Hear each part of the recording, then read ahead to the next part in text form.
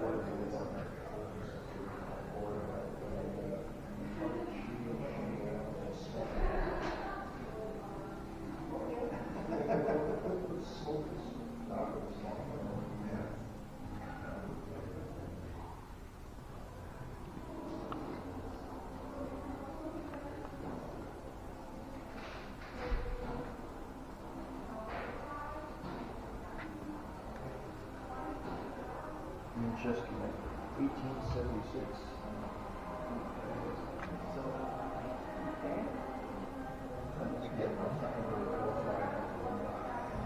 To me.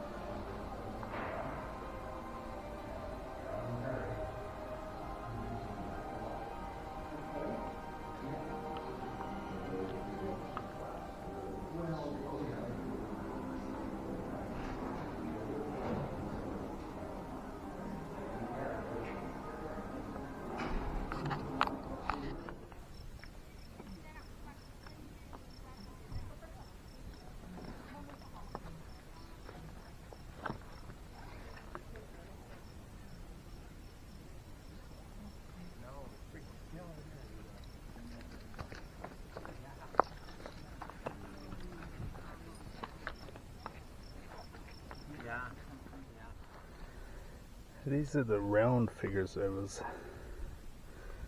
thinking that I saw last time. These horses are a little bit more refined, and then there's another round figure.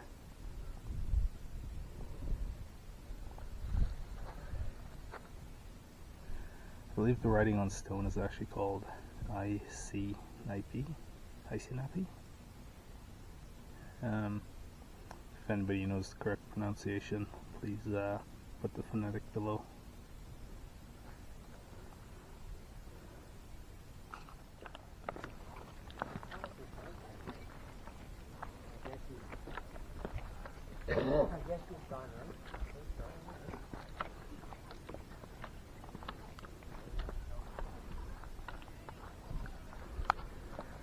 So as you walk to the edge, you can take these trails down to go exploring, and you see in the valley the landscape drastically changes.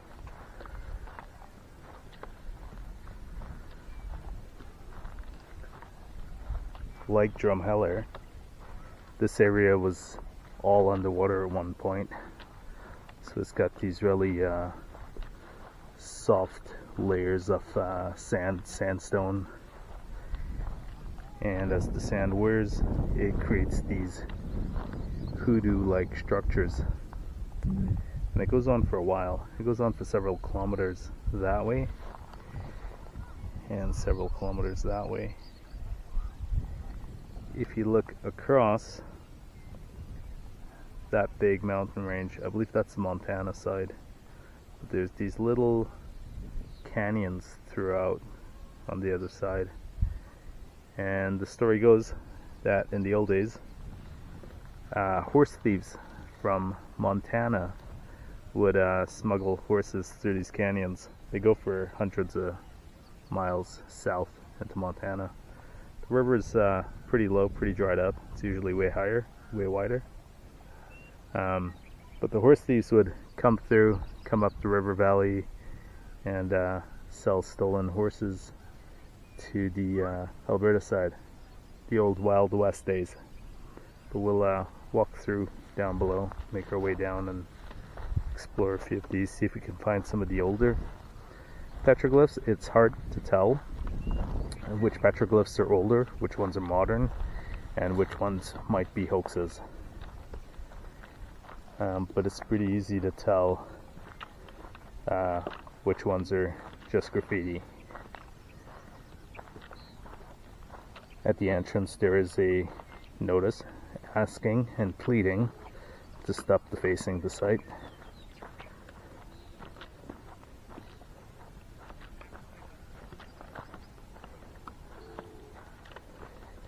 And you have to watch your step.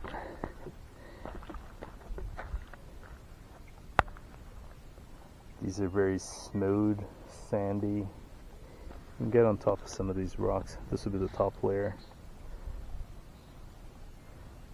The part that doesn't erode.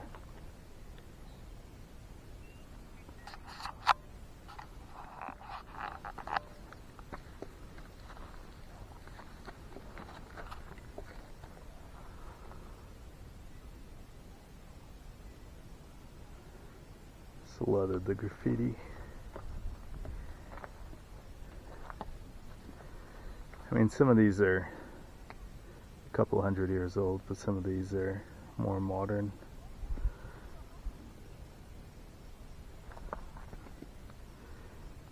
So soft you can carve in there easy, and looks like a chunk missing. Could have been somebody just vandalizing some of the old petroglyphs.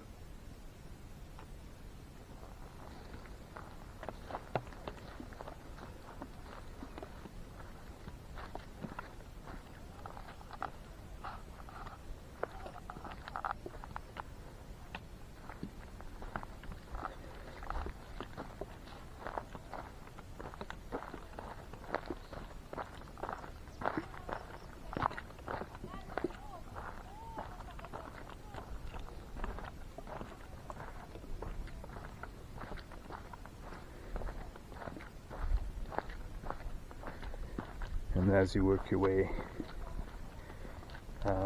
more into the pathways, these areas are known for rattlesnakes. so you'll want to keep an eye out on the paths. Just keep your eyes open, keep your ears open. You'll usually hear a rattlesnake before you can see it.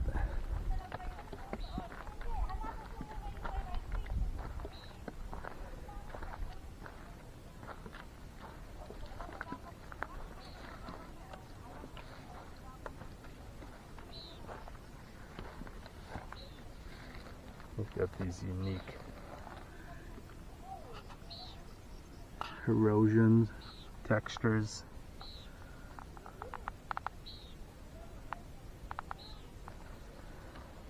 Fossils sometimes.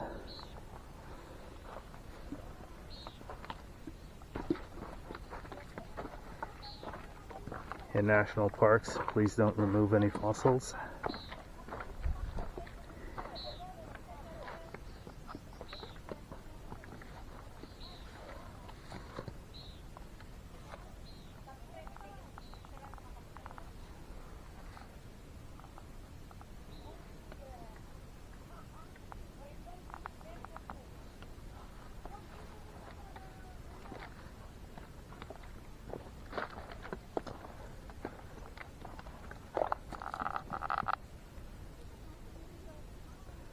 I believe these are rose hips. They're edible, but they're fairly young. They'll be very bitter.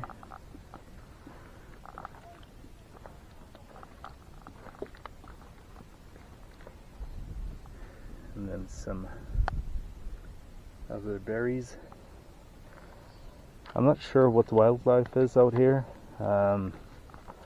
Most of Alberta, you do have to be wary of bears, coyotes, bobcats,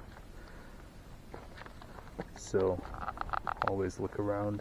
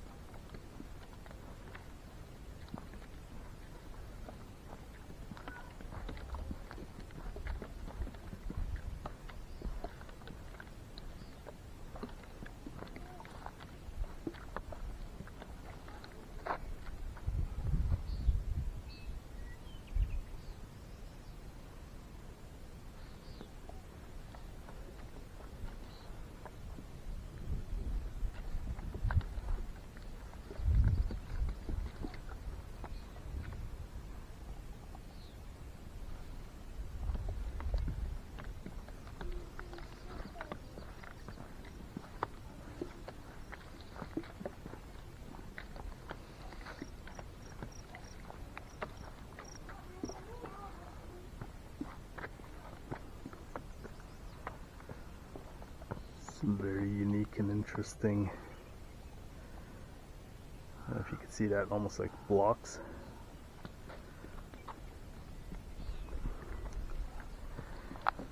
And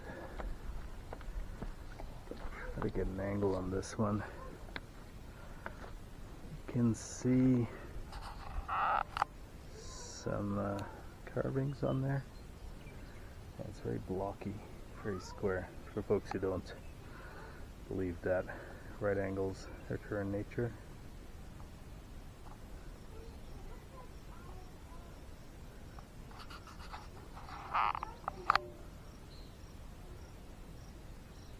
So it sort of looks like almost like an inukshuk. Very blocky square, so that might actually be a hoax. And then you've got some geometric shapes. Try to get in closer on those.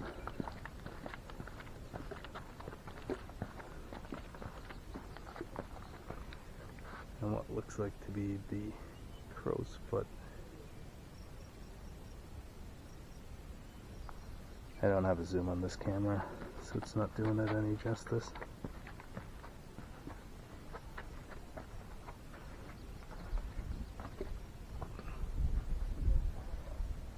Perhaps the light at a different angle.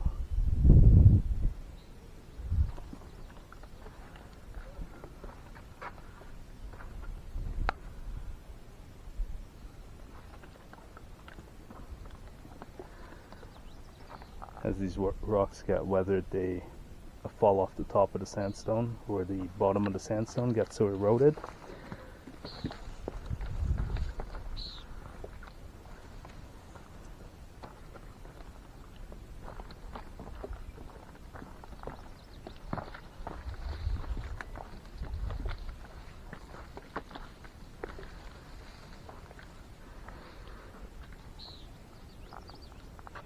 You've got to keep your eyes open. Sometimes the path just ends in a little bit of a cliff. This one has a little bit of some staircases. See some more graffiti up there.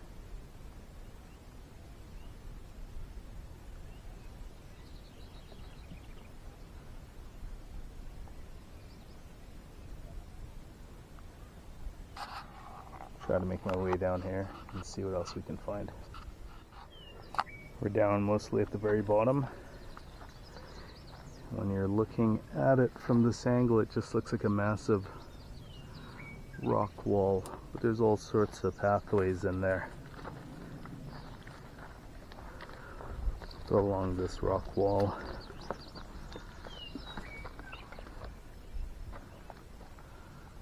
Looks like some kind of bird's nest.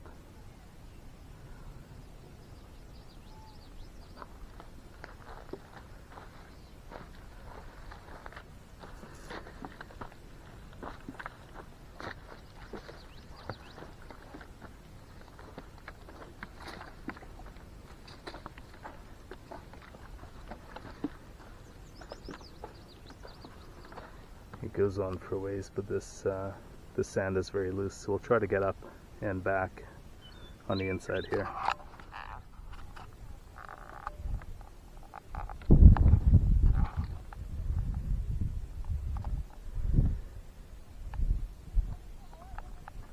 Hey man, could you do me a favor? Some nice folks just wanted their photo taken. We'll keep navigating. This is heading east.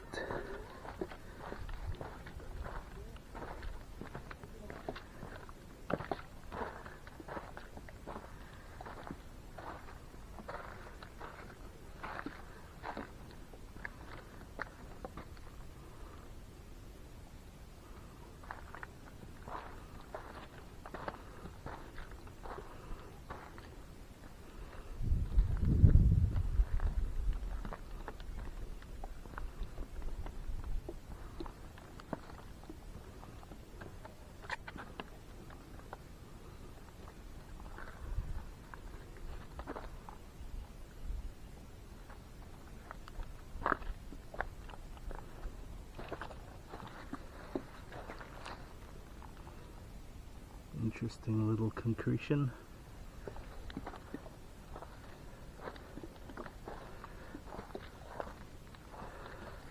Some of those round holes are usually where you get amylite fossils. And there's one that's supposedly very unique to Alberta. I can't remember what it's called, but it's just high concentration. It's polished and crystallized minerals give it a very unique rainbow color appearance. This is the other side of that wall on the river valley, so you can see you can really get right into it. And as this erodes over the next thousands of years, it'll get deeper and deeper. Some more berries. If you have a berry guide and you know if they're edible or not, give it a try. Here's a nice little feature.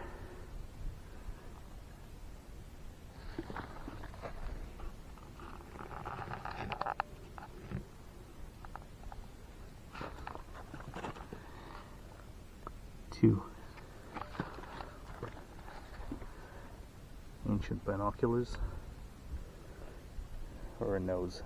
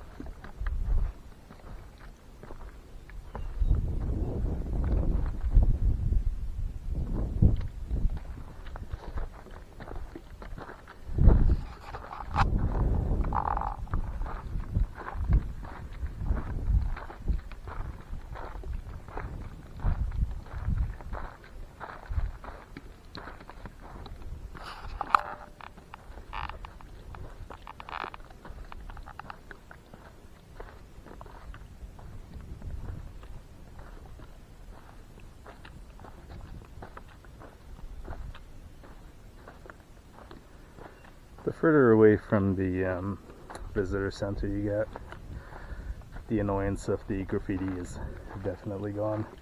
So hopefully if we keep our eyes peeled, maybe we'll see some legitimate petroglyphs. We'll keep looking. This place is massive. You would have had to known what path the original peoples of this land took, because they would have marked those with stories or some identifiers of if there's game or hunting or fishing. This looks like some sage growing out of the rocks. So in the old days, the rock would have been their paper, their way of tracking anything important or unique.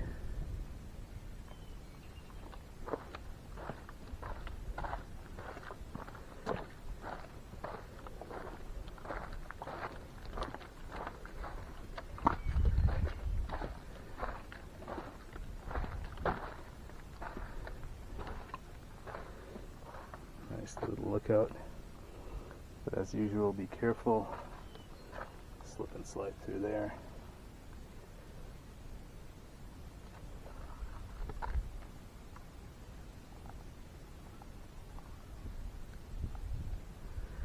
There's a campground on that side of the river.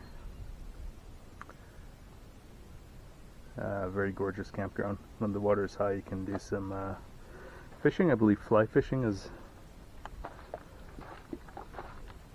one of the activities out here. A lot of people come to Alberta for fly fishing. It's a nice little lookout as well.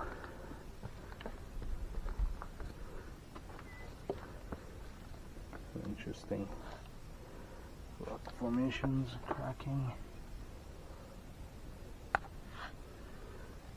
No petroglyphs, but we've got A and L.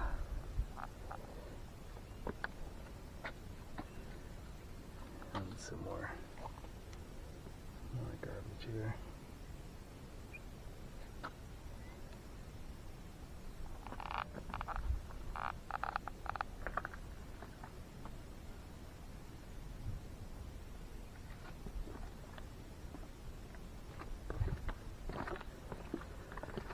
This is a massive crack.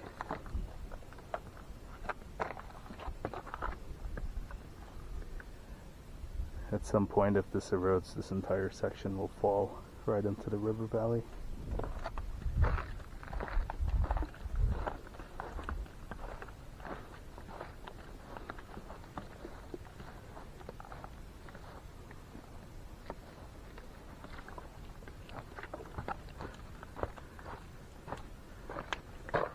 This looks like it just goes outside that wall.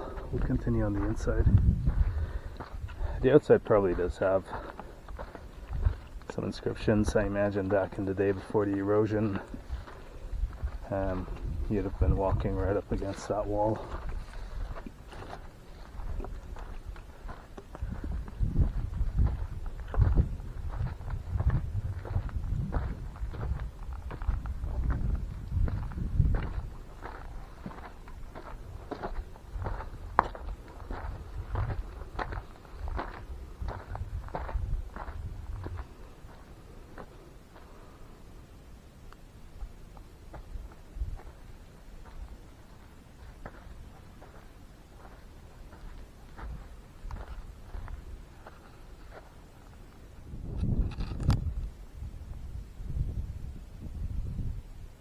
They look like blueberries, but they're actually juniper berry or some kind of evergreen berry. I'm pretty sure it's juniper. Very bitter.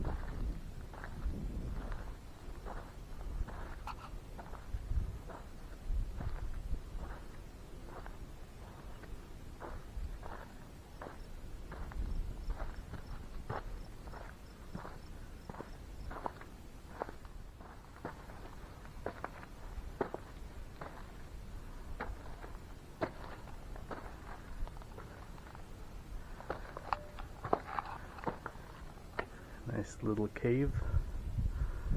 At some point that probably would have provided shelter for a couple bodies, but once again, just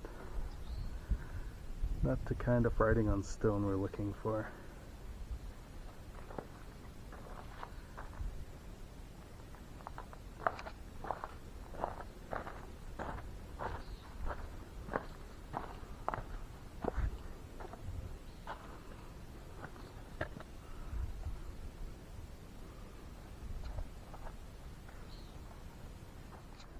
These little lumpy patches are all the tops of what would be those in the future.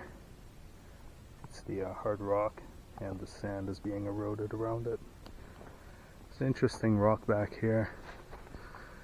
Don't know if it shows up. Kind of looks like a frog or lizard face. Maybe even a snake. Pretty sure it's just the natural erosion, but we'll go take a peek. If it had some symbolic meaning, usually you find some petroglyphs. You can see that little face sticking out there, but no petroglyphs. Just a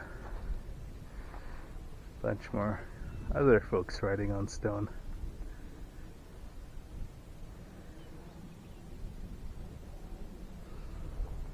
We're probably about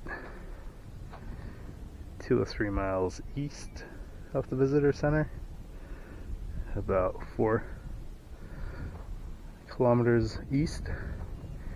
What I'll do is I'll head back to that side, because I know that is the side where they've got the depiction of the 1800s battle between 2 tribes. I believe it was the Blackfoot and one of the tribes from the Montana side, and I'll see if I can get that to show up on camera. So, visitor center back to the east of us, and somewhere along this spot there's a path that will take us to that big depiction of the battle. So we'll keep exploring. There's a dead end there, so I'll go down here. It's also a lack of cell phone service, so I couldn't bring it up on my map.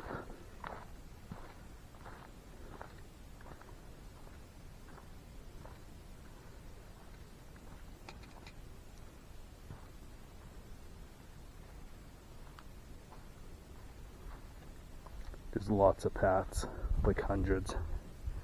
It's easy to get disoriented.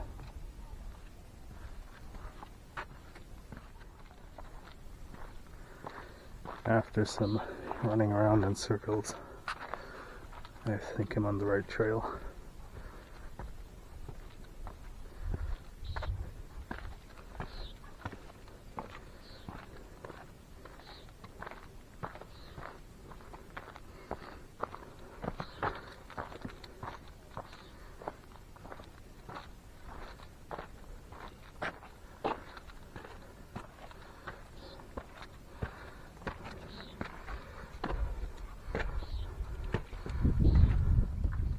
I'll zoom out here. In the middle, that looks to be a guy. He's got something in his hands. It looks like 2 figures and a couple things to the side. Zoom on this isn't the best, but hopefully you get a little bit of that. Over to the other rock. Looks like some vertical lines for stone sharpening.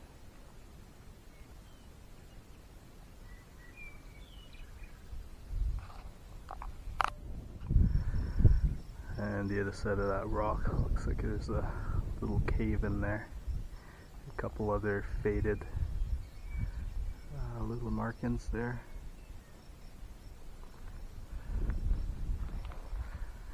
I think we're on the right track. Hopefully, otherwise it's going to be a very long walk back. Just some signs for areas that are closed. I think that's because there are still some intact petroglyphs back there. Supposedly there's arrowheads. But I haven't heard anything about pottery shards. Mainly just some arrowheads. I believe some beads have been found.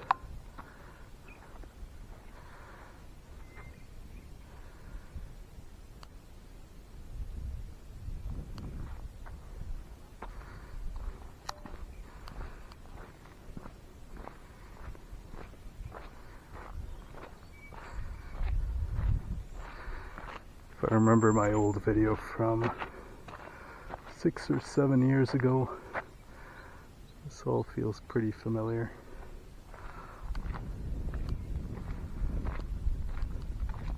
Years ago. Yeah. But I think it's all that up there and then that wall below, but you just can't see you it. can't see it. No, just so it says it's red ochre. It's kind of faint.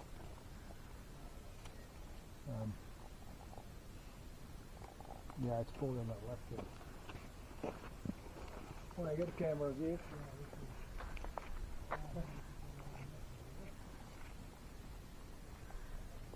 And that's what those guys were talking about, that circle in the middle should be a sun, and then the little bits in the middle there should be a horse.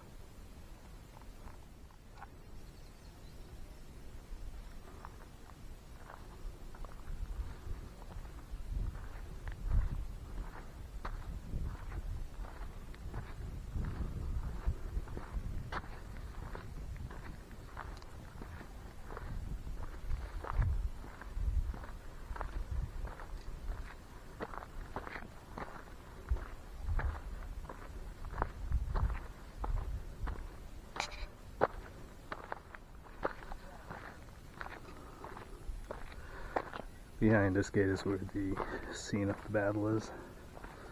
See if we can get a zoom in shot of that.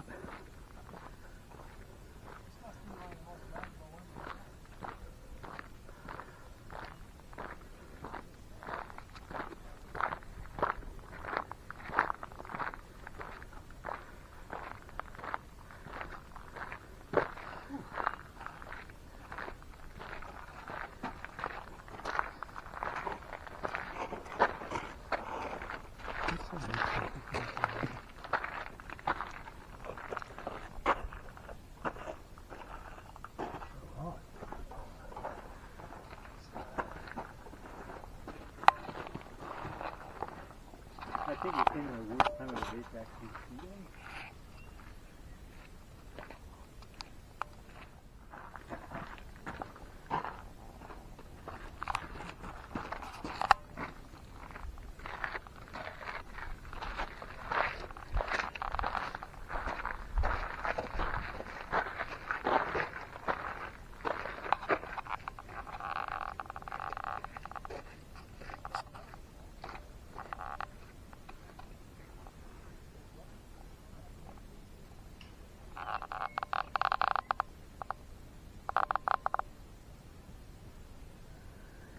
With the direct sunlight on it, you can't really make it out.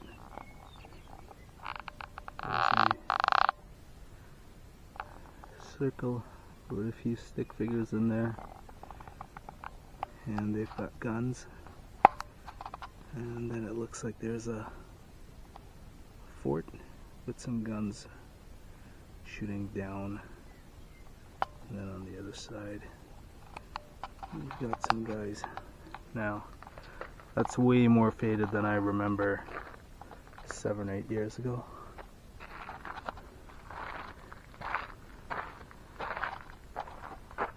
And you can see why it's a protected area. All the random bits of graffiti that people were putting on top of it, next to it, probably smashing rocks on there. There's some places where I don't remember where the other spot was. You see what looks like bullet holes. I don't think that's a bullet hole though. I think that's just erosion. But this is what it should depict.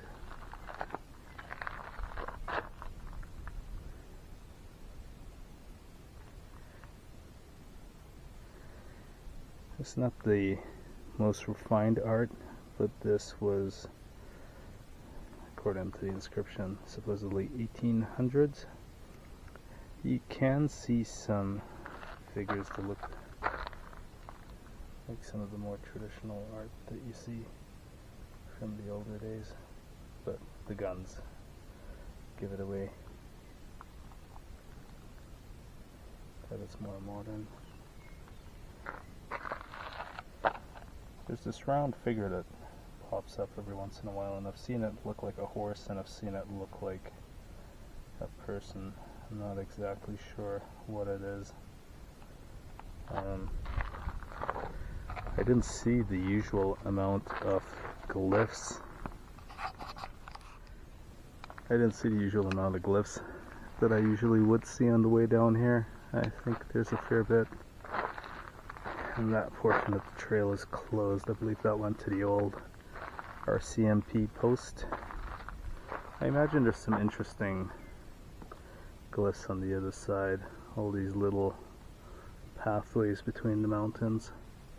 A lot of rock formations over there. A couple homestead houses. And then the riverbed's pretty dry.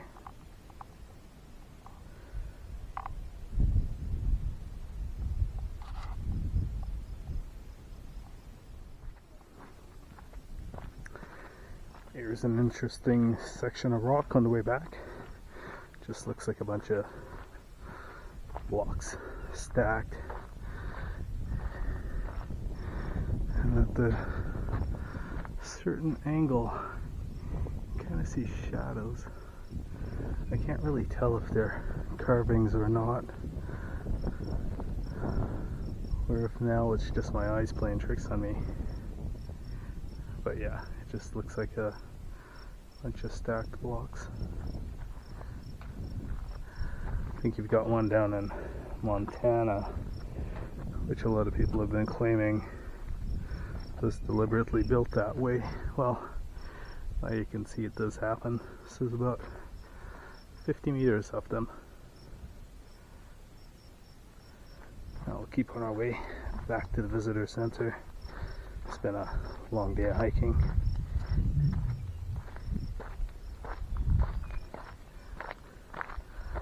So, a couple more squares here.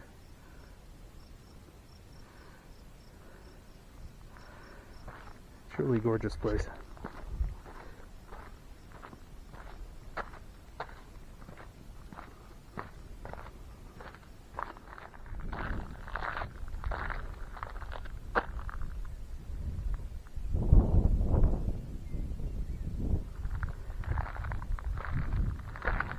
So, just heading back up to the visitor center.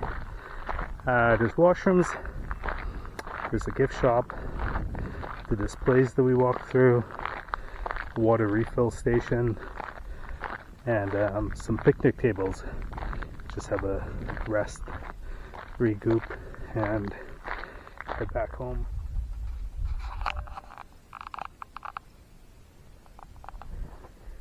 I've made it back to the visitor center. Just having a seat. They've got these nice little shaded sitting areas with some beautiful views.